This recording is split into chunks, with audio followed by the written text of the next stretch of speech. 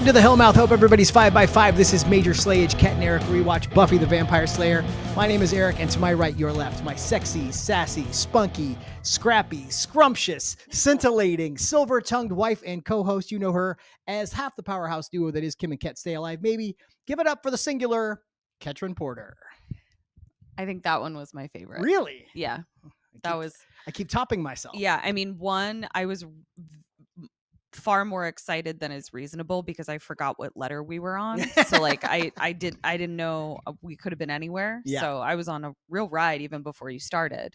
You're like, oh, this is coming. Yeah. What's it going to be? Yeah. It was nice. It was really exciting. Hopefully you're all on the edge of your seats as well. Hi. We are here to talk about, I was saying hi to them, but also to you. But hi. also to you. Hi. Hi. We moved her laptop. We used to keep it off screen, and it felt like there was just a lot of we'd be engaging, and then she'd have to look over here for the next beat of the story. So we're trying this out. We did this. Now I have nowhere to go. Now you're just looking at me the whole time. We did this. I'm filling in for Kim on KK Sam while she's on maternity leave. We did some Patreon content this weekend, and we tried this arrangement out. And I thought this actually looks good visually. Yeah. And I think it's going to be better for our connection. So we're trying it out. And those of you just listening, you have no idea what I'm talking about. And that's what you get. Watch it on YouTube. What can I tell you? Hi, we're going to talk about Buffy Season 2, Episode 19. I Only Have Eyes for You. Interesting that I only have eyes for you. We fixed your eye line to focus more on me for this episode. Yeah. It was not done on purpose. What did you think of this one? So I remembered this one and I remembered not liking it, but it must have just been a mood. I thought about this. Okay. So I fall asleep to one of a few shows. The one that I've been kind of stuck with for, going on 2 years now, honestly, a while, is Veep. There are certain episodes I know before I fall asleep that I'm going to have to skip because it'll irritate me too much for me to fall asleep. You used to try and fall asleep to Always Sunny. Like you can't, Charlie's voice stimulates you and wakes you up from your slumber. So many of the episodes I skip in all of my shows are ones that are like one-offs with brand new characters I've never seen before. Okay. I think I don't like those as much, so I think I assumed I didn't like this because there were so many speaking parts that weren't our regular cast. But it ended up being a lot more profound than I recalled. Yeah, I thought the tone was kind of uneven as we started this one. Yes, it's also the beginning is rough. It felt like kind of a Goosebumps episode, which I was here for. It was cute. It was sort of lightweight. But then there's also this really horrific gun violence and suicide talk, and we get a weird prison rape joke at a certain point. And I was just like, so what is this? Like, what are we watching? By the time it resolves, we get to that third act. It's some of the best writing that's ever been on the show. We did the watch along. We do a watch along on Patreon before we record these. And I couldn't speak. I couldn't breathe. This might be toward the top of my list for season 2, to be honest with you. Wow. I feel like the way this ended, that whole confrontation at the end was spellbinding. Yeah. And also you have also missed Angel. Like you've been like, either use him or don't. Right. And I feel like he was very effectively utilized. He was used to good effect here for sure. Yeah. So we'll discuss it in more detail in just a second. But before we do you have a spell you want to share with us? Yes. So boy, oh boy. Willow is taking her first little dip into witchcraft in this episode. And I was so delighted because I didn't really remember when this started. Well, she did the barrier spell to keep the vampires out. And that's when I think she caught the bug. Now she's like diving in. This felt different because yes, she did the spell for that. But it was also like Giles saying, we need a spell in order to accomplish this thing. This was the first time that she devised a spell on her own to solve a problem that they didn't currently have a solution for. And she's been clicking through all Jenny's bookmarks on the computer and visiting all her Wiccan sites and all her pagan sites, and kind of this has become her new thing. Yes. So I'm going to share the first spell I ever wrote, and boy, oh boy, is it overwritten. It is so I didn't know what that. I thought that every spell had to utilize every single artifact, herb, like You had to hit it from all I had to sides, yeah. literally hit it from all sides. I had to have like a really elaborate opening of the circle situation. So I'm showing this more out of like, we can all have a good giggle together. Things don't need to, you don't need to write, do what you want. It doesn't require you to like write as much as I wrote. I feel like we're watching your like witch baby movies. Yeah, but ironically, Get on that mic. this thing that I was writing it for was appropriate for this episode because I wrote it for letting go and for finding peace, which is quite literally what the entirety of this episode is about. Yeah. Thematically relevant. It was kind of one of those things where I was like, I should share my first spell. And then I read it and went, I'm not sharing my first spell. And then I saw the reason that I wrote it and I was like, I have to share my first spell. Well, let's hear it. Buckle up. This is cool. You're going to make me read. I don't think we need to read the whole thing. Do we need to read? Give us give us an intro. Give us a little sample of what this is. All right. And then we'll share the rest of it on Patreon. Okay. So my first spell, it is titled For Letting Go and for Finding Peace. Do you have a date? Did you date it by any chance? Do we know when this was? Don't, but I do know it was 6 years ago. Oh wow. Okay. Yeah. A spell to help you let go and to rebuild confidence while releasing triggered wounds. It will release you from the grip of racing and anxious thoughts and anxiety while finding stability in oneself. I guess I also felt that I needed to describe in detail like a Netflix episode summary. Yeah. So I'm just going to read the first 2 of 6 pages. So we don't need to read all 6 pages, but this is the supply list that I had.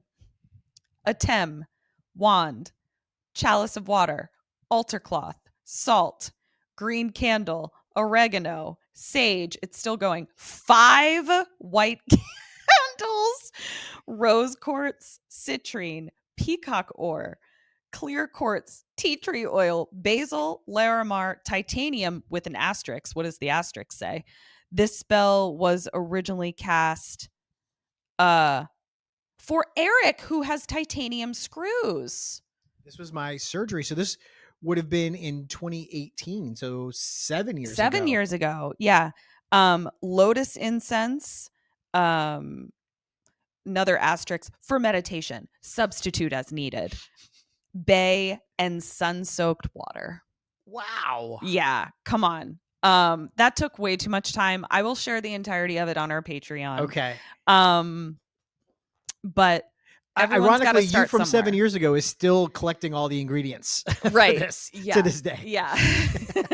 So that's thank you for that. That's very brave. It's very vulnerable of you to expose your early foray into witchcraft. I really appreciate you bringing you to this little show we do, and I just think you're really cool. Thank you. I think you're really cool too. All right, shall we get into this? Yes. I did have a marital grievance. Oh, we're doing that. I thought we cut that. Take your shit out of the bathroom after you use it. I think we've already done this one. This might be a repeat marital grievance. Interesting. I wouldn't need to repeat it if I'd taken it the first time. If you took it the first time. Yeah. So just in case you haven't seen that episode, we have 2 separate bathrooms, which is genius. But hers is the only one with the bathtub in it. So I like to take a bath sometimes. And he loves to leave. And I bring all my soap and all my supplies in, my washcloth, a candle. I do a whole thing. Mm-hmm. Take myself on a little date. And then just walk out and leave. Sometimes I only grab a third of my things. Leave it for the help to clean up, I guess. You'll just be on your way. Don't worry. I'll get it, sir. Anyway. See that you do. Let's stop. You just watched a man lose his bath privileges in real time. I'll try and do better. Okay. Buffy at the Bronze. Everyone's at the Bronze, actually. And it is such a 90s moment. Boy, oh boy. Oh my God. Eric and I wanted to just disappear into this first scene. I want an unsatisfied ghost to teleport us to 90s Oh. bronze the way Buffy gets teleported to the 50s in this episode. I'd be like, we don't need to solve this ghost problem. Yeah, let's keep I'll this just ghost stay here. around because Yeah. I just want to live at the bronze. It was so cozy. The music, the vibe, the clothes. Nobody was on their phones. Like, it was just the coffee, it was just heaven. It was heaven. Yeah. So we're living in our bronze fantasy, and we pan up to the rafters to the overlook, and Buffy is wearing gold lame pants that, because of the angle and the lighting, look like she's got a diaper in there. It's not a great look. No. Now we see her walking around it from a reasonable camera angle, and the super pants cute. Look great. Yeah, but this is for an opening shot. This not was good. rough. Not good. So Ben from Algebra 2 comes up to her that we've never met before ever, and he says, "Hey, there's a Sadie Hawkins dance. I was thinking maybe you could ask me." Bruh, it's not how it works. That's not how it works. Not at all. You're disqualified just for that. Yeah, even if she was interested, she would have ruled you out for the lack of decorum. Turns out she doesn't know who you are. That's a bold move. Really bold. To show up in that shirt. Yeah. Tucked tightly into pants. Yeah. With a big, wide leather belt. This guy was like, I like to fight my battles uphill. Yeah. He's like, I'm gonna make this as difficult as possible. The degree of difficulty of this maneuver. Yeah. This guy was not up to the task. She's like, he did not meddle. Yes. Moving on. We're not doing this. And I'm moving on as well. So Buffy comes down from the balcony, and Willow's like, "What? Well, why don't you try being in love again?" And she's like, "I'll pass." And Willow's got all these great things to say about how nice being in love is. We haven't seen Oz in 3 episodes. It's getting silly. It's crazy. They just need to say Oz is on tour, because why would he not be around when they're at lunch talking about Sadie Hawkins? Yeah. Why would he not be? He would be an extra set of hands in this ghost business. Yeah. It draws so much attention to itself. Yeah, I agree. I'm equally annoyed by Willow's striped sweaters. I'm done with the striped sweaters, because now, even if it's not that offensive of a striped sweater, I'm like, why does this costume person only put her in striped sweaters? It's because it makes Willow seem mentally ill, because she has like a thing. She has like a costume. Yeah. And so like the combination of just like, let's not talk about Oz and the striped sweaters, it's just, you're taking me out of it. Right. I think this is why I thought in the beginning that I didn't like this episode. I think it was the lack of Oz. You're bummed sweater right out the gate. Buffy's Pampers. Yeah, I couldn't handle it. So some guy we don't know right away. Yeah, right. This was not. I was surprised they gave him that much dialogue, and that's it for him. He doesn't factor in the rest of the episode. But congratulations. Yeah, he did a good job. You know, and under 5. He's probably still collecting rgies for that. Mm-hmm. You just got a residual check. I did. And a bigger one than normal. I mean, these whopper. Are not, it was a gigantic. You guys, it was a gigantic amount compared to what I normally Sometimes you get like a check for 16 cents. This one, I'm gonna have to deposit it in installments. $22.32. You guys, watch out. Call me Kim Kardashian. I'm so wealthy. But it's pretty cool that you did a TV show that many years ago, and you still get a little. If I found $25 in my pocket, like doing laundry, I would do a happy dance. But yeah. So you just got a surprise. I found a 20 in my pocket today. That's fantastic. Buffy is like, yeah, I'm not gonna date anyone ever for the rest of my life. Instead, I'm gonna go check in with Giles and see if he needs me to patrol or whatever, which I missed in the watch along. I don't know why she needs to ask permission to patrol. But it's not permission. It's like, is there a need for me to patrol? Okay. Is there a reason I should patrol? Or I'm sure she's looking for nights off where she doesn't have to. And if there's like all signs point to you don't have to patrol tonight, she probably would prefer that. That's fair. But good thing she did go check with Giles, because she walks into the school. And I sat on the remote and changed the channel to a soap opera, because we have people I've never seen before arguing, having a heated discussion, very heated breakup elevated discussion. Acting style. That is like, I was very thrown. And you know what? They memorized their lines so well. They did such a great job. You made such a good point in the watch along, because what we are going to see happen. Oh yeah, actually, let me explain this. This is fun for me to explain. Okay. So, their acting wasn't good. However, that was an almost impossible Herculean task First of all, let's remember these two are at the bottom of the call sheet. So if they are being spoken to at all, it is quickly and roughly and irritatedly. They probably get one pass at each camera angle at this scene, and that's it. You also don't know, like, you probably don't have a trailer to hang out in to like work on your lines or anything. So like sometimes they give you like a little hole in the wall, but like it's not a place for like two people or whatever. And then when they call you to set, even if they're not going to need you for another 3 hours, you're on set. So you're quiet when they need quiet. You don't have like space to rehearse. You're doing this scene with this stranger, this person you've never met, and you have to be in a state of like complete and utter distress to the point that you're going to murder your girlfriend. Impossible task. And they start it right at the end. You got no ramp up. There's no time to find the beats. You really have to do all that work kind of mentally to get yourself to that place. I don't think they were terrible, but what I was going to say was, because of the mechanics of this episode and the ghost of it all, we get to see this same scene played out by 4 different couples, which invites comparison.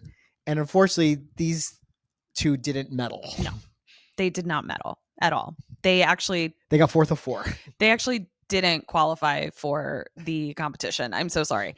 I'm sure they're both doing great. So the fight in the hallway, the dude pulls a gun. Like, it's getting real. Don't walk away from me, bitch! Buffy comes around the corner. Kicky Wicky. And we get a guest appearance by Janitor. Oh, yeah. Played by John Hawkes. Yeah. From Deadwood and from Dusk Till Dawn. Yeah, an actor which was driving me crazy. Literally, I'm going to have to trivia crypt every bit player in this entire episode. You recognize so many faces, but you couldn't place them all. But him we knew. Yeah. So she breaks it up. Buffy has the line, "You just went OJ on your girlfriend," to the guy, which I was just like, it's timely, relevant. It's 2025, and that's too soon. Yeah. 1999, this was definitely too soon. Yeah. And she's immediately super pissed at the dude, and it's actually the girl who's like, no, we weren't fighting 1 millisecond before, and also the gun is gone. Right. That dude is saved from being punched by a Slayer because she was pissed. She gives him what for, though? She gives him a good amount of ass whooping whilst trying to disarm him. Yeah.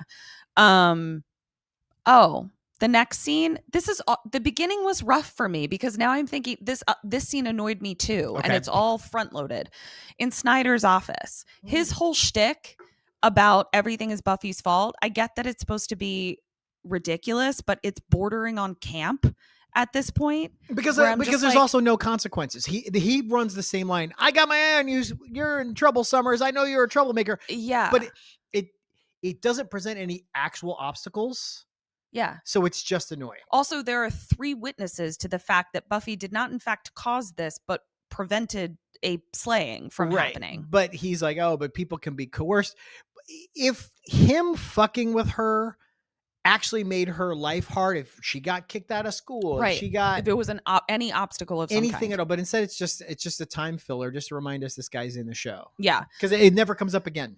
And Buffy doesn't take it seriously either, which annoys me. So I am just kind of like cutting room floor. I don't need it. So when he leaves, the Sunnydale yearbook for 1955 falls off the shelf by itself. And she's like, weird, puts it back. Sunnydale is off the rails. Snyder really should focus on staffing his school rather than trying to figure out what the fuck Buffy is not doing. Because they have Willow teaching this class. She doesn't have a bachelor's. That's bare minimum for subbing. There's no way she has a credential. Like, she can't get a 30-day permit. Right. So. I was going to say, you work in substitute teacher staffing, so you know all of this. Wildly unqualified. And California specific. And California specific, yes. So, Snyder, do your fucking job, man. Do your fucking job, man. And far be it for me to be a Snyder apologist, but I imagine it's hard to fill teaching jobs at this school. People what happened to the last teacher? Oh, well, she got her neck broken. Like, yeah, maybe, the last principal got eaten by hyenas. Yeah. One of them was a praying mantis. So Giles comes in just to like check on her.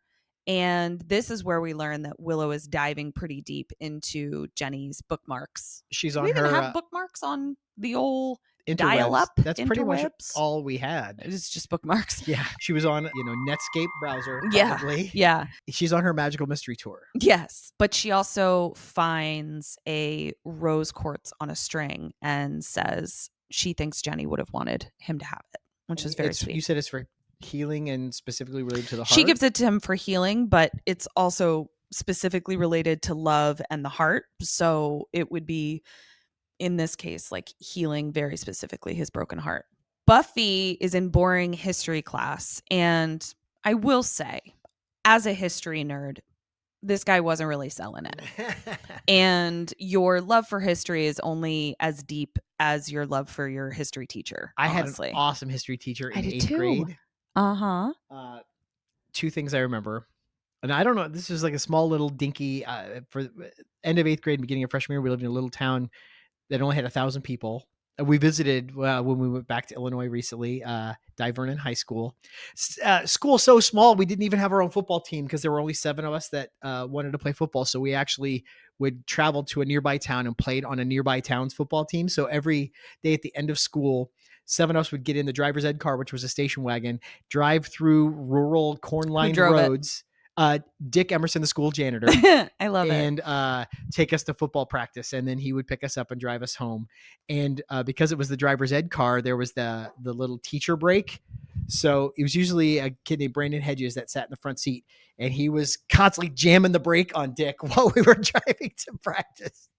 I'm going to throw that kid in the trash. I'm going to go back I want my flashback to be to your high school days in that car, and I'm going to throw that kid in the trash. I think for at least part of the year, he dated Dick's daughter. That was his daughter's boyfriend fucking with him in the car. Anyway, history teacher, 8th grade. And I don't know why this school got I'm this so teacher. Really pissed about that. At the time, Billy Joel's "We Didn't Start the Fire" came out. The New York Times printed the lyrics in like a centerfold. He hung that up on the wall, and for an entire semester, we just went through every reference, and he used that as a teaching tool. So Harry Truman, let's do Harry Truman. That. Doris Day. I developed a love for history based on that teacher. This guy, not so much. No, not so much. So Buffy dream flashbacks to the 1950s, and this is where we see that there was a love affair between a teacher, who I definitely recognize, and a student, who I definitely recognize. And this was very reminiscent of Pacey and Tamara in season 1 of Dawson's Creek. And I was like, is this just what we were doing? Well, it was in the news a lot too. There was a lot of these. I feel like this was of the Mary time. Jane Letourneau or Mary Kay Letourneau. So when she kind of wakes up from her dream, the boring history teacher has written on the board, "Don't walk away from me, bitch." This ghost is Freddy Krueger calling everybody bitch. We'll see, bitch. So she's telling Xander about it. He's, she doesn't really know what it was. And Xander's like, well, it's the Hellmouth. It was the Hellmouth because we live on the Hellmouth. It's obviously the Hellmouth. And so he goes to his locker, and then a giant monster arm grabs him and is like trying to pull him into the locker, I guess. They slam the door shut, and then they open it back up. And what's inside is also not a monster arm. Terrifying and weirdly monstrous. There's a hanging voodoo doll. Yeah. But they don't react to it because I think this is just Xander's. I don't think this is the ghost. I am very concerned. Like, that's very concerning. Part of me was hoping that you were going to say, oh no, that's a common symbol from this rock album from the grunge era this is Trenchcoat Mafia in training, like just having creepy shit in his locker. Yeah, this is just Xander's vibe. So they go into the library, and Jazilaphy is trying to figure out what is going on. There's a little pun about a locker monster. Giles wants it to be a Loch Ness monster. And as soon as we get to the ghost of it all, Giles goes into full hobgoblin mode. He's, yeah, but then so does Willow. It's contagious. Which was so cute. And so did me. I want to talk more about it. But he's like, yo, this is a poltergeist. Poltergeist seems like he's likes messing with people, and that's what this thing is doing. And he's got some unfinished business, unresolved issues. Yeah. So now we cut back to nighttime. School's closed. Janitor, what's his name? John Hawks. Saul Starr from Deadwood. He's cleaning up, and a teacher walks out, but she's like, oh, excuse me, can I walk here? And what's your name again? So like clearly don't know each other. And all of a sudden they drop into the same dialogue. Right. Now, if we're doing a bracket situation, that first couple's been knocked out. Right. Yeah, we're doing a round robin tournament. These guys definitely advanced. And then we also see that like the gun appears in the dude's hand. Yeah, the first time we see it, we don't see where the gun comes from. We just assume this kid has a gun on him. So we're like, 'Cause was he's it an a real American gun that high then school student. disappeared, or did it appear and disappear? We didn't know until Right. now. And so Yeah. now we see the gun conjured from mere protoplasm into a physical gun in his hand. Protoplasm. That's like what ghosts do. That's the matter. I of thought it was ghosts. ectoplasm. Oh, maybe it is. Maybe I think made it's that up. ectoplasm. Did you not watch your Ghostbusters? I've seen Ghostbusters. Well, you didn't study, clearly. It's ectoplasm. Remember that high C juice that we had that was Ecto-cooler? ecto cooler? What does he think Slimer's made of? Idiot. Idiots! So, okay. I said in the first episode, everything I say is wrong. So these insults don't hurt me. Yeah. I'm also a little high. Because I forgot we were recording for a second, but had already taken a hit. Oops. Now you fucked up. You have fucked up now. Luckily, the fight is happening and Giles is in his office and he hears it happening. Now he's starting to have this idea that like, oh, Jenny just died. Yeah, ghost with unfinished business. But I was like, Giles. Jenny ain't running around calling people bitch. You bitch. And also like, take a number, Jenny. Like there's so many people that that died in this school. Yeah, like why would you think it was Jenny? She also like just died. There are people that have been in line Yeah, you for can't skip years. the queue like that. He runs out, doesn't make it in time. This is where the gunshot is fired. So we see like the end of the death. She tumbles off the balcony and dies saying the Pledge of Allegiance. Yes, which is a joke that you made during the watch along It's that I just- found see- distasteful. And then he did it again. And I continue to find it distasteful. And I don't know why. Well, no one else that dies there has their hand directly over their heart. They Yeah. all have different, Angel kind of looks like he's in a dance move, spoilers. And when we see the actual teacher, she's not doing the pledge either. So it was like a very specific I pose. think she is. And I'm going to have Eric drop the image right here. Giles also sees the gun disappear. Or I guess he doesn't see it disappear. But it shoots there out of is the no guy's gun. hand, and it poofs into dust. Yeah. Now we cut to our little trio, our sprue gel, if you will. I don't think I will. I don't think I will either.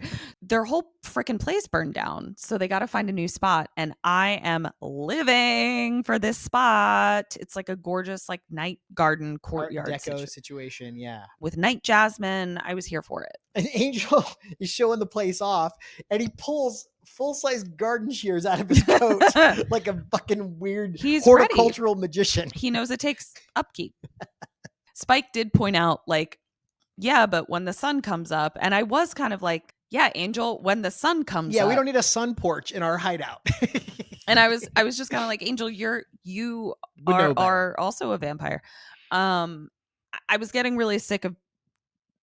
I felt like we were seeing the same scene with these three. Yeah, we're stuck in the mud. We like Spike in a wheelchair. Yeah, I need him out of the chair. Angel I'm getting impatient. emasculating him, Drew being weird, It's and as now repetitive as Snyder at this point. yeah, and now all of her clothes are burned up. So now I'm seeing the same goddamn dress. She's got nothing else to wear.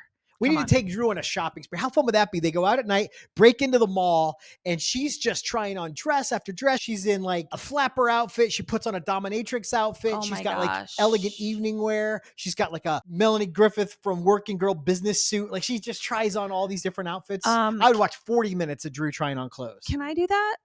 Yes, absolutely. That would be fun. Yeah. Okay, let's do that. But you have to put on anything I pick off the rack. Could be a lot of red sequined mini dresses. Oh my God. So many red sequin mini dresses. Jesus Christ. I like what I like. Yeah. Giles is telling the Scoobies what happened.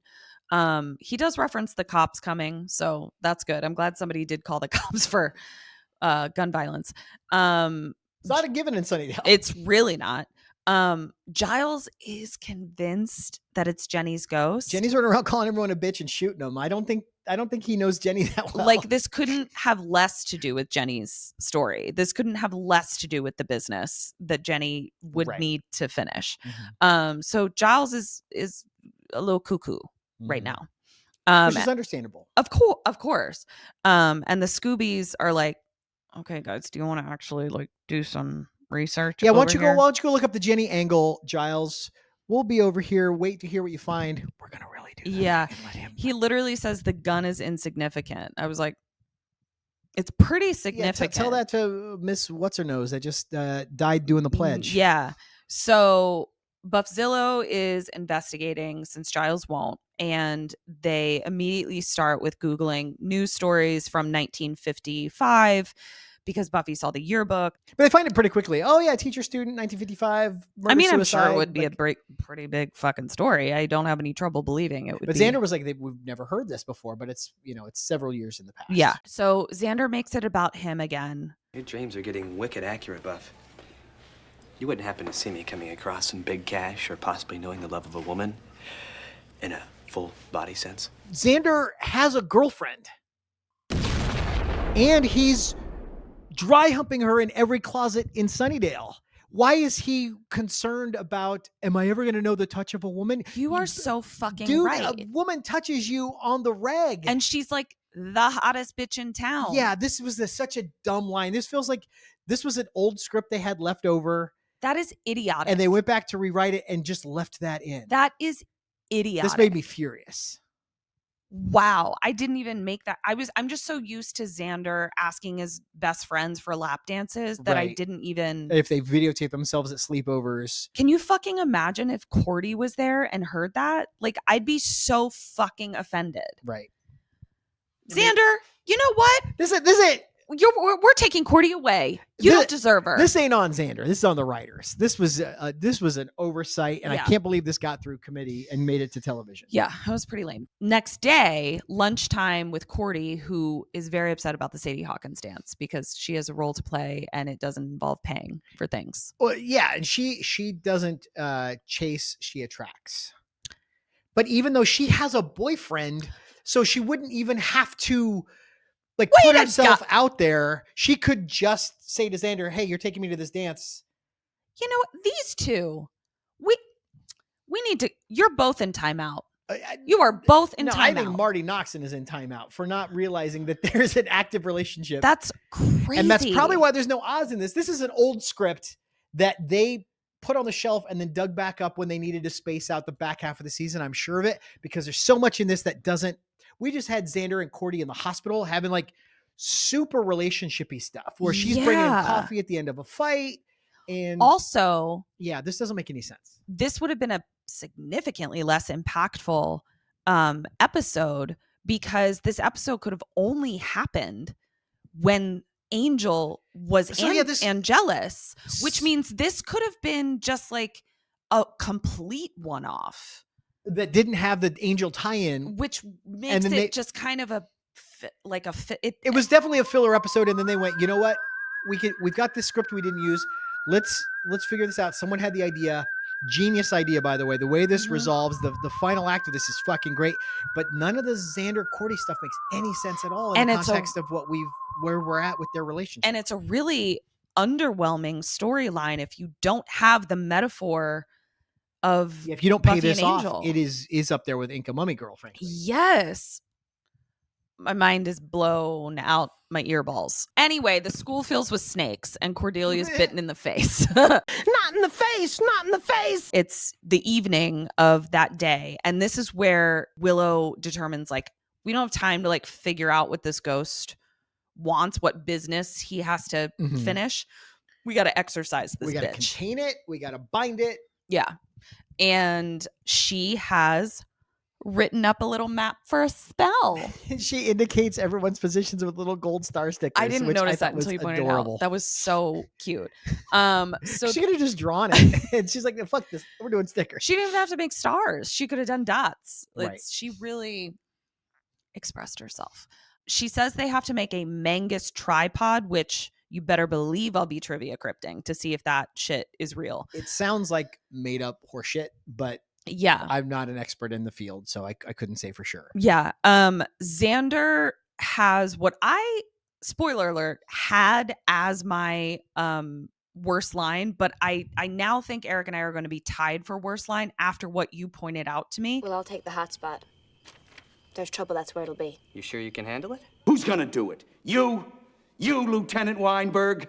Xander, does it matter? Are you stepping in if she can't? Yeah, because she's What like, are you talking about? She's like, yeah, ground zero is going to be at the balcony, so that'll be my position. And he's like, yeah, frankly, it reminded me of a thing that you do that annoys me. But it's on me. I shouldn't get this annoyed. Where it's like, you'll ask me that a should be the title of question- your biography. What? I shouldn't get this annoyed. The Ketryn Porter story. You'll phrase something in a question, something that is very obvious, like, and require me to answer it, even though like it's an obvious answer. So like it'll be I something need an like, example. I don't know what you're talking about. it'll be like if I'm drinking a White Claw, it'll be like, oh, you drinking a White Claw? No, I'm holding it. I'm just holding this White Claw. I've never done that in my life. I don't know what you're talking about. You do it all the time. All the time. You're high. I'm Moving on. not. Now they're at school, and Willow says she made everyone scapulas. Now, Xander is also confused and says spatulas. And I said, well, no, Xander, I didn't think it was spatulas, but a scapula is your shoulder blade. So I got to postmortem that too. We got Mangus tripod, scapula, but it's like a little protection pouch. It's a little satchel of sulfur Mhm. that's supposed to, it smells bad, but it's supposed to keep you safe. Protect you. Yeah. All the doors bang shut. They're like, hope nothing bad happens. And then something bad happens. All the doors bang shut. Back to the new lair. And I just wrote, I need Spike to wake up. Because not only is he in a chair and just totally passive, he seems sleepy. He's just absorbing all of the indignities, all the insults. Yeah. Drew is shot out of a cannon in this scene, though. Holy shit. She is wild. It wants her. Wants who? Slayer. It's time, Angel. She's ready for you now. She's dancing. Dancing with death. Absolutely wild. She's digging in some dirt. Yeah, which I was like, doesn't that sound nice to like sleep covered in dirt? But Spike Like reminds in her the she only ground. has one dress. She's going to get it all messy if she Yeah. gets in the dirt. And I'll sleep naked, like the animals do. And then Angel, I mean, really, he's a putting on a show kind of girl because he loves showing Spike how much he seduces Drusilla, and he's crawling across the floor And then he inexplicably. bends down and presses his face into her, and Yeah. it's a whole thing. But even that, I'm like, seen it. Right. Either fuck in front of me. Which I'm sure they have even. Like, Yeah. I don't think this Oh no, is... I was talking about me. Oh, you. No, that's still forthcoming. I did notice that Spike's face was healing though. Yeah, so he's progressing, but it's very, like I said, I got hit by a drunk driver and had spine surgery. I was back on my feet quicker than this guy.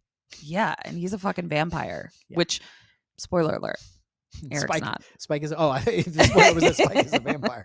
At the school, Willow runs into Giles, and they're both like, "What are you doing here?" Like that Spider-Man meme.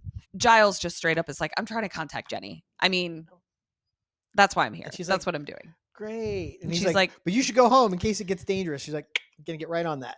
And then she walks away, fakes walking away. Pretends to go Yeah. away. Complimenting using sulfur in the spell was very Yeah, there was cute. like a, You like that too. Oh, is that your scapula? Did you use sulfur? Good on you. It was very cute. That was very Cousin Eddie of you, though, the way that you just did that. Real nice. That's exactly. So Cordy's in the bathroom. She's looking at her snake bite. Still looks gorgeous. I said in the watch along too, I said, even if she got like a gnarly scar, it would just make her hotter. Yeah. Like, honestly, you can't, So cute. you can't, it You would can't take mar that face. massive disfiguration to Yeah. impact how cute she is. So Buffy is going. Where does she have to go? She has to go to the balcony. She's at the balcony. But and then- she hears the Shabop Shabop song, and she's walking past the music room, and she sees the ghost couple dancing together to this song. And you pointed out how this must have Yeah, felt for she's her. watching a couple in the throes of love and romance, but she knows how it ends, and she knows that the guy is going to get murderous, Woof. and all the things that's kicking up for her. I gotta say, I'm also realizing individual scenes clearly made me remember it differently. Watching it with you made me appreciate it a lot more, I think. Tell me about that. I probably watched this episode significantly more passively when the beginning of it was so kind of You kind of decide in the first few minutes how much attention you're going to pay Correct. to an episode. yeah, but you kind of kept me engaged the whole time and made me appreciate it Oh. a lot more. Where's Xander going? Oh, Xander has to go to the cafeteria, and Snake it is Central. still Snake Central for sure. Willow's in her spot at like the top of a landing or whatever. Buffy's just wistfully watching them dance, and then demon face on the dude. Yeah. And it was good Um, makeup. It was effective. Yeah, it was nice, or prosthetic or whatever it was. Yeah, it was lovely. Lovely. It good. was lovely. Back with Cordy, she's still looking at herself in the mirror, and then all of a sudden, her face gets all like burny, cracky, whatever. And Yeah, it she reminded me fucking of freaked- the scene from Poltergeist where a guy Oh, goes yeah. to the bathroom and he's looking at himself in the mirror, he's splashing cold water in his face, and then he starts to like pick at his face and he tears his whole face off. Now, it didn't get that graphic, but this idea that a poltergeist, which we name drop, is giving someone a reflection in the mirror of a They're so disfigured name face. droppy over on Major Slayage. Sorry, keep going. But no, I just thought it was a nice little nod to like how it's fucking with everyone's minds. I love it. Willow's plight is that the floor turns to quicksand, which is a fear that we all had growing up that is significantly less of an issue than I thought it was based going on to the be. amount of quicksand I saw in TV shows, I thought I was going to have 3 or 4 bouts of quicksand in my life. Truly. And so far I'm at 0. But she kind of is falling through the floor. Luckily, Giles hears her screaming and pulls her out. Buffy's in her spot. Now we flash to the night it happened, She's seeing it play out.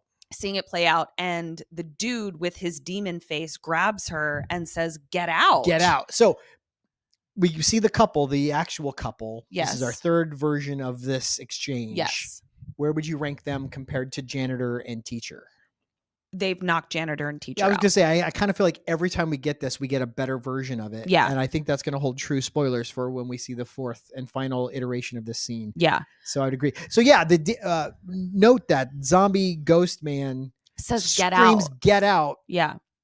But is that actually what he wants? Yeah, I'm processing that. Maybe once I get to the end of explaining it to you, I'll have a better idea. Okay. But right now, I don't know why he said that. So Seems pretty clear cut. Seems like what he wants is for her to leave. to leave, yes. Back with Giles and Jillo. This was really sweet because Giles saves Willow. They fall down the stairs. Willow pulls away and says, "Giles, Jenny could never be this mean." And I just loved that. It was such a sweet way to deliver that sentiment. To really drive home that this ghost has got nothing to do with Jenny. And Giles says, "I know, it's not her, is it?" And He desperately wants some. Now, here's my thing. Mhm. If he's working on how to contact her, pursue that. Still try. I get the Just sense because she's not running around shooting people doesn't mean she's not reachable. I get the sense though that like there's a distance issue. So like prior to this whole ghost situation, she felt very far away. Right. Now she feels close. Now she feels like she's in the school. So what he's experiencing now is like this presence that I feel currently He's isn't grafted Jenny. Jenny onto that. Yeah. Yeah. So I think that's more what it is. He thought she was already here. Yeah. And now he knows she's not. So then the bell tolls, and that's when everyone realizes, oh shit, it's midnight. We have to do this at midnight. So we got to light our candles real quick. They all say a thing together, and then they kind of wait. The candles just blow out. And so I was like, does this mean it worked? Or does Or- this mean the ghost blew out their candles? Right. Happy birthday to me, said the ghost. Didn't work, it looks like, because we then get a swarm of bees. Bees? Beads. Beads? Job's not on board. Swarming down the hall. So they all Hightail rush it out out of there, yeah. Hightail it out. Buff does a cool move here. Yeah, she fucking destroys a door. We This get was that Slayer Slayer vibes. strength. This Yeah. was awesome. This, I feel like they're even more, they're figuring out her strength and like what we want to see from her. Because it would have been easy enough to just have her kick it and have the door open. They did a whole effect where the glass shatters, the door splinters apart. Like, it was fucking cool. It was great. Yeah. So they're now all at Buffy's house. Hey, if Sunnydale High School shuts down forever, do we automatically graduate? I'm a Joyce apologist, but I will say I'm a little confused as to where Joyce is right now. It is very late. Also, how does she we know who Giles is, but she does have an adult librarian coming and hanging out with 15-year-olds at her home. It doesn't look good. Well, fortunately, Joyce is never aware of who's in the house when she's got no idea what's going on. She doesn't know Giles is hanging out at the house because she's not there. Listen, I can admit she has a lot of late nights at the gallery and she could be home more. I will give you that. Buffy points out that clearly the ghost wants forgiveness and she doesn't want to give it because he doesn't deserve it. And this is where Giles solidifies his role as Dad of the Year because he has, and I think you and I had the same issue with it, but he says, to forgive is an act of compassion, Buffy. It's not done because people deserve it. It's done because they need it. My take on forgiveness, and this is where I thought he was going to go with it, and I was kind of surprised he didn't, is that carrying a grudge, carrying resentment, anger towards another person, most times isn't harming that other person. It's harming yourself. It's a rock in your backpack. So when you grant someone forgiveness, it's actually a kindness that you're doing to yourself. You're releasing the burden of that resentment. So I was kind of bummed he didn't like take it there. yeah, I think Because whether they deserve it, whether they need it, it's still about the other person. And if you can't get past your own resentment, what they need is also not going to matter to Buffy. Cordy says what we're all thinking, Over-identify much? exposing the subtext snark. Yeah, in the vernacular and tone of Snide Valley Girl. Yes. So Buffy kind of peels away, goes into the kitchen and finds the Sadie Hawkins flyer in her pocket. From the 50s. Oh, right. Yeah. Was it from the 50s? It was the one for that was sure? on the window when she was peeking in at Oh. them dancing. Okay, that makes So a lot more that's- sense. Got it. Yeah. She then kind of hears in her head someone say, I need you. So this is where I go, okay, the ghost literally just screamed in her face, Get out. And he's like, all right, no, come back. Hot and cold, right? What's that Katy Perry song? Hot and cold. Giles is saying to the rest of the Scoobies, like, I don't know how we're going to get back into the school. Not the beast! Not the beast! And also, like, the spirit is so angry. Like, he's clearly trying to. Yeah, it's powerful Yeah. and angry. They're spelled, they ain't bound shit. Cut to Buff walking right the fuck in. And they part like The bees Red are Sea. like, Madame. Or flies. We weren't sure what these were. They Oh, were but then buzzing. Angel we tells learn us it's later. not bees at all. So I don't have a funny Arrested Development clip about wasps, so No. we're just gonna call Yeah. them bees. How hard can it be? Bzz, bzz. We'll see who brings in more honey. He's thinking about bees again. So Willow then comes into the kitchen and sees the flyer and is like, oh shit, she left. Outside the school, they can't cross the Bee barrier. which is just the barrier. They also make the connection like, okay, Every time this plays out, it goes the same it way. goes the same way. so but Buffy's they're just like, going in there to get shot and get but called a bitch. but they're like fingers crossed because there's no one to play James. So who's gonna do the shooting? Cut to Buffy. Oops, somebody's there.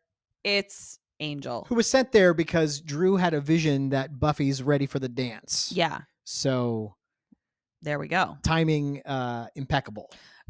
He says he's able to get past the wasps, which is what Angel tells us they are, because they have no taste for the undead. But that he's glad he didn't get stung anyway, even though it wouldn't have hurt him, because he wanted to look great because this is a special night. I didn't hate it. And then Buffy starts saying the dialogue from the play acting, but Can't make me disappear just because you say it's over. she's James! the boy.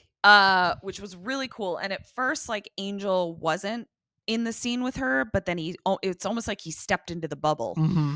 And now she's like, you're the only person I want to talk to. And he's like, that's pathetic. He's mocking her. And then boom. Yeah. Once this started and it started to like occur to me what was happening, I couldn't breathe. This was, for all the wonkiness, for all the where's Oz, for all the Xander forgets he has a girlfriend, for all the Snyder, for all the Spike in a wheelchair.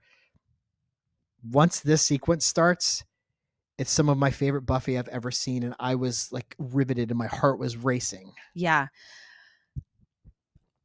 I hate to break your heart. The writing of this, the pacing of it, the storytelling, impeccable. Couldn't agree with you more. Unfortunately, David Boreanaz's acting really took me out of it. Really? So you don't put them in the top of the list of the couples playing out this scenario? I don't.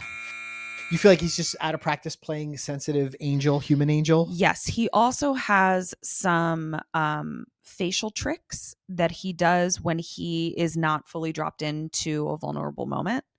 And most of the scene was close-ups. And it really took me out of it. He wasn't connected. No. Wow. I didn't pick up on any of that. I was so moved by the story and so sucked in. And I really identify with Buffy, and I was so longing for some way to connect with human angel, to get some kind of closure with him. Like I turned into a 13-year-old girl and I was beautiful. just clutching my pillow, holding back tears. It was beautiful. Like I'm not going to shit on this scene. But it's not as effective as it could have been because you were distracted by the act. And here's the thing. This scene is hard. Even if you were at the top of the call sheet, this is a really hard scene. It's because you have to play layers. You have to play yourself playing someone else. Yes. And it's also just like so heightened. And every time you do the scene, you kind of have to start from behind the starting pistol and then catch up to it. It's really hard. And it's very Brechtian. Yes. It's because it's larger than life and it is presentational. Correct. Yes. So they're second place, but OG couple the from OG the 50s couple wins it for you. Yeah. Don't walk away from me, bitch! So Buffy shoots and he goes over the balcony the way we've seen before. Now we see a part of the story playing out. I was with you from this point forward. This was disturbing as shit because we know that when this happened in the 50s, James immediately was overcome with grief and regret and walked into the music room and blew his own brains out. Yeah. And Buffy walks in, turns on the Shabop Shabop song, and picks up the gun to put it to her temple, and Angel comes back. So I loved this. This was brilliant. I mean, this was truly brilliant. How do you break this cycle? By putting the ghost into a body that doesn't die, so that the ghost of the teacher can still speak and convey the forgiveness. It was gorgeous. And what Angel says here was some of my favorite writing on the entire show. I loved you with my last breath, which he literally did. Yeah, this is human, or not human, but ensouled Angel letting her know that, like, up until the point he existed, his love was real. Yeah, it was really beautiful. It really was. I did not expect a Goosebumps Monster of the Week episode to hit this hard. You guys, Eric was like, he was like this. It was really cute. So now they kiss. And it's like Angel and Buffy kissing and James and teacher kissing. It was really lovely. And then the spirits leave them. The possession is over. They're exorcised. But as they're coming back to life, she breaks the kiss and looks at him because she's like, Angel, like she's in the bliss of that moment. She got to have a moment of closure, a one last moment with the angel she remembers and loves. And then it ends. And he's disgusted. He shoves her away. And jealous. So he runs out. This, ironically, doesn't provide any closure at all for Buffy. She is less convinced than ever, I think, that she's ready to kill him. Yeah. She's reminded that the angel she loves is in there somewhere. I think this is going to make this very hard. And I can anticipate, without remembering how the season goes, that Giles and kind of everybody's like, well, fuck him. He killed Jenny. She's the one who was so against forgiveness. And now she's going to have to plead the case to the rest of them that he's entitled to forgiveness because it's like she needed to live in that black and white space in order to do her job. And I think after this moment, because as we said, the lore of the show, anytime someone gets possessed, they still remember what happened. Yeah. Hyena Xander, the Halloween, Bewitched. Yep. Bad Eggs. Yep. They all remember what happened. Right. She's going to remember this. She's going to remember those feelings. I think it's going to be harder than ever for her to resolve to kill him. Yeah. So we're having a debrief in the library. No snakes or wasps, which is their physical evidence that it's exorcised. Giles then peels off to check in on Buffy, who's sitting in his little alcove office. Buffy is processing the fact that James picked her.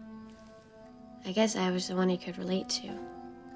We then go see what Angel is doing, and he's giving himself a Silkwood shower. He is utterly disgusted by the love that is all over him. And so he just has to go eat a toddler about it, which was very upsetting. And he's getting dressed. He buttons just the top button of his shirt. And even though this was bad, he's got no gut. He's got a beautiful torso. It was so dumb looking. It was bad. I'd have rather just left it unbuttoned. Just bare chest. But the top button, almost like in the 90s, like a Mexican gangster would button just the top button. It was dumb. Not good. It almost reminded me of a very common pose that pregnant women do in pregnancy photo shoots, where they're wearing like a button up top, but it's just their big belly. Like it was David. Ew, no, David. Get it together. Angel and Drew leave to go hunt, say something emasculating to Spike. They're like, we got to move quick because sun's going to come up. We don't have time to wait for your wheelchair, basically. They leave. And Spike puts his legs down on the ground. This man has not been able to walk. Impossible for him to walk. In the name of Jesus. And he kicks that wheelchair across the room, and Spike's back, baby. Thank God, because I was done. I was like, somebody stake this bitch. I was ready to fast forward through these. Even on the watch along, I just be like, I'm going to play a game on my phone until this scene's over. Because it's the same thing we've seen 100 times. This sets up so much. So we've got 3 more episodes till the end of the season. Stressed. Everyone is in such a different position. Yeah. Oz, nowhere to be found. Joyce, nowhere to be found. What the fuck, guys? Maybe Joyce is the tour manager. Joyce and Oz are on tour together. Yeah. She's like the Sharon Osbourne of Ozfest. Yeah, maybe. Sunnydale High Yearbook Committee meeting now in session. Who'd you have for best dressed? Best dressed. I had Buffy's trench situation. I loved it. I like that as well. I had Drew sleeping naked like the animals do. No, just in your mind. We didn't see it, but it was mentioned. Who'd you have for worst dressed? Worst, Willow, you got to stop with the sweaters, honey. We got to be done with the striped sweaters. Okay. I had a 3-way tie. Oh, the guy's shirt when he approaches Buffy in the rafters of the bronze. Yeah. I got Willow's shirt when she's teaching. It's checks with flowers, but there's only flowers on part of it. It looked like they ran out of flowers. Yeah, it wasn't good. And then Angel not buttoning his shirt all the way. That was bad. Yeah. What was your best line? Best line. Oh, I loved. Jenny could never be this mean. And it's such a overly simplistic line, but such a bullseye for the moment and the language of the show. And how to cut through his delusion. Yeah. I had... I'm telling you, something weird is going on. Something weird is going on. Isn't that our school motto? Yeah, that's good. Yeah. And then what'd you have for worst line? Well, it was... I'll say what I originally had because I think you're going to say the one. It was when Xander says, "You sure you can handle it?" Does it matter to you, Xander? You can't. Right. I also had Xander. So Xander got my best line and my worst line this episode. You wouldn't happen to see me coming across big money or knowing the love of a woman.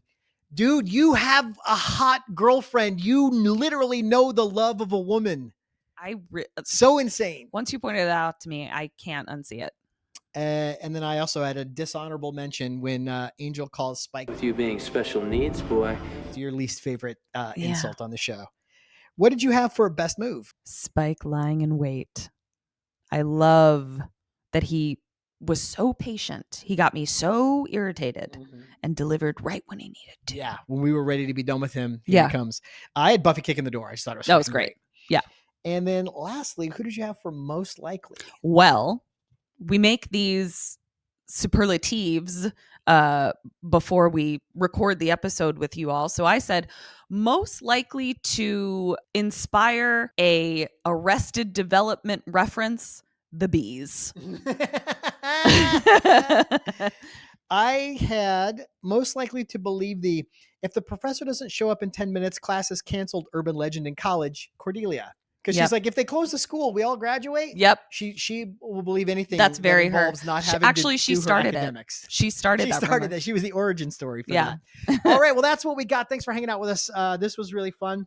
Loved this episode. Did not expect to love this episode. So this was Me neither. I went on a journey here. Yeah. Please check out our Patreon. We do watch along for every episode. We also do a mini-sode called Trivia Crypt, where we do a little baby deep dive into each episode, starting with season 2. Fun facts behind the scenes. Anything anything we don't know, we look up. We talk about it on Trivia Crypt.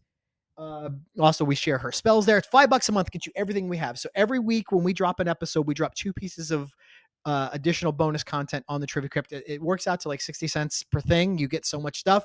It really helps us out, helps us maintain this, pay for gear, replacing lights, food, shelter, helps us pay for water, snacks for our cats.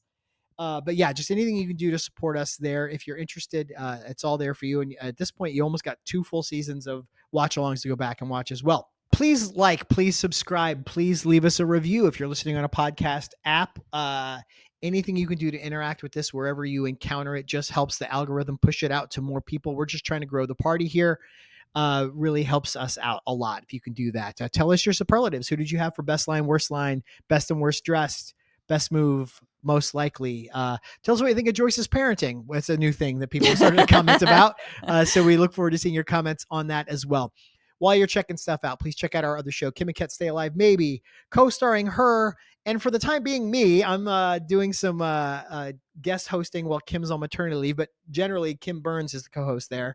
And I produce that show. Comes out every Wednesday, wherever you listen to podcasts, at KK Sam Podcast on social media. This show's on social media at Major Slayage Pod. We'll be back next Monday. Can't wait to see you then. And until we do, dust you later.